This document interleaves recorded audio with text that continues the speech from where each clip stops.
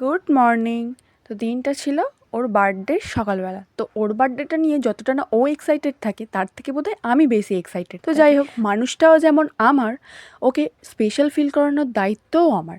তো তার জন্য আমরা দুজনে একটু বেরিয়ে গিয়েছিলাম বাবা বড়গাছের বাবা এতটাই জাগ্রত, যে যার মনস্কামনা চায় আর পূরণ হলে সবাই এইভাবে দণ্ডি কেটে যে যার মনে যেমন মানত করে তেমন দণ্ডি কেটে পুজো দিয়ে আসে। যদিও আমাদের কোনো মানত ছিল না, আমরা প্রায় যাই বাবার কাছে, জানো তো।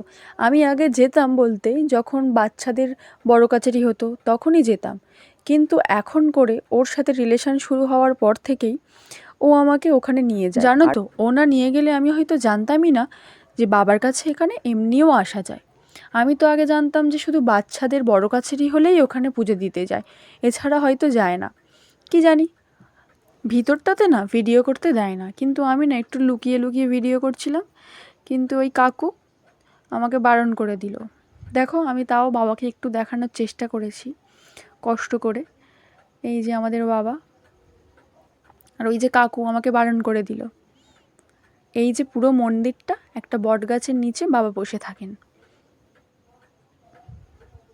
আর বসে বসে হয়তো আমাদের সব কথা শোনেন। তো আমাদের পুজো দেওয়া ডান, আমরা এবার চলে গিয়েছিলাম খাবার খেতে। সকাল সকাল কচুরি ঘুগনি, আর ও নিয়ে নিয়েছিল তার সাথে বেগুনি।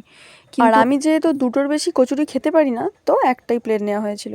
তারপরে এদিক ওদিক দোকানপাটগুলো একটু ঘুরে ঘুরে দেখছিলাম কি কেনা যায়, কিন্তু আমার কিছু পছন্দই হলো না।